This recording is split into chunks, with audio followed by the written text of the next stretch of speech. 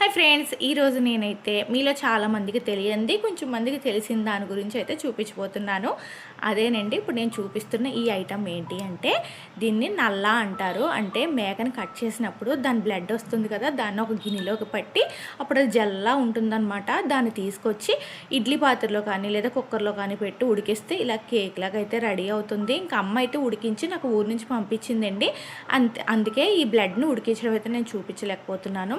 ఇలా ఉడికించిన దీన్ని నల్లా అంటారనమాట. ఇప్పుడు దీన్ని మనం చిన్న చిన్న ముక్కలుగా కట్ చేసుకోవాలి. ఇది కట్ చేస్తుంటే మధ్యలో కొంచెం జెల్లీగా అయితే కనిపిస్తుంది, అంటే కొంచెం మధ్యలో ఇంకా ఉడకలేదనమాట. ఆ పార్ట్ అయితే కనిపిస్తుంది చూడండి.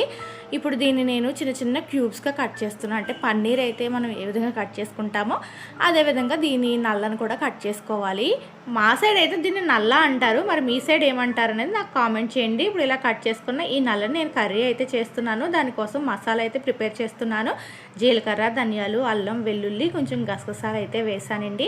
ఈ విధంగా ఈ మసాలా పేస్ట్ అయితే రెడీ చేసుకున్నాను. ఇప్పుడు స్టవ్ ఆన్ చేసుకుని ఒక గిన్నె పెట్టుకుని దాంట్లో కొంచెం ఒక కప్పు వరకు ఆయిల్ అయితే వేసుకున్నాను. దీనిలో ఇప్పుడు చిన్న ముక్కలు కట్ చేసుకున్న ఆనియన్స్, పచ్చిమిర్చి అయితే వేస్తున్నానండి.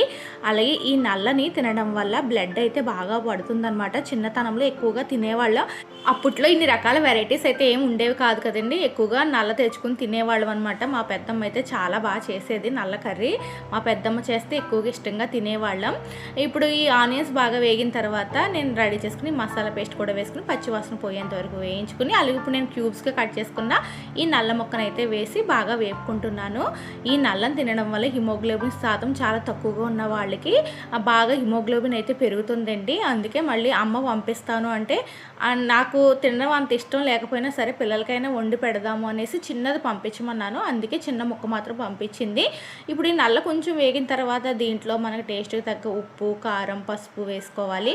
అలాగే ఒక చిన్న గ్లాసుడు అయితే వాటర్ వేసుకొని పైన మూత పెట్టుకొని ఉడికించుకోవాలండి. చూడడానికి ఇది మనకి లివర్ కర్రీలా కనిపిస్తుంది కదా, పిల్లలకైతే లివర్ కర్రీ అని చెప్పి పెట్టేయచ్చండి. చాలా హెల్త్ బెనిఫిట్స్ అయితే ఉంటాయి. అంటే వాళ్ళు మేక బ్లడ్ అని చెప్తే తినరు కాబట్టి ఆ విధంగా చెప్పైనా సరే వాళ్ళకి పెట్టవచ్చు. చాలా హెల్త్ బెనిఫిట్స్ అయితే ఎక్కువగా ఉన్నాయి. ముందు ఈ నల్ల పంపిస్తాను అంటే వద్దు అన్న నేను కొంచెం రైస్లో వేసుకు తిందాము అనేసి వేసుకునేసరికి చాలా టేస్టీగా అనిపించింది. అలాగే ఇంట్లో మా పిల్లలు, మా వారు కూడా చాలా ఇష్టంగా అయితే తిన్నారండి. ఎప్పుడో చిన్నప్పుడు తినేదాన్ని, ఇప్పుడు పెద్ద అయిన తర్వాత ఫస్ట్ టైం ఈ కర్రీ చేసి మా వాళ్ళకి పెట్టాను. చాలా బాగా